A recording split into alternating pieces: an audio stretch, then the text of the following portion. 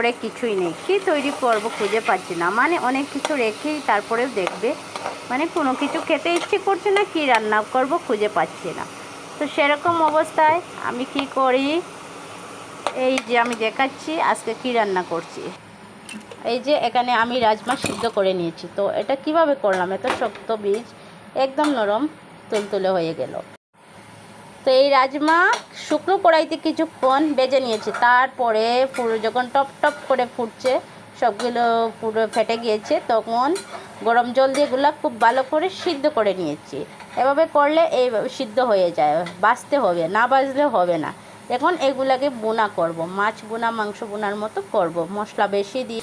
তো এখানে খাঁটি ইঞ্জিন তেল দিয়েছি, এর সাথে একটা আস্ত পেঁয়াজ কেটে দিয়েছি, আর আরও একটা পেঁয়াজ পেস্ট, তারপরে রসুন আদা এগুলো দিয়েছি এবং কারি পাতা দিয়েছি, আরও কিছু গরম মশলা দেবো এখন তেলে। তারপরে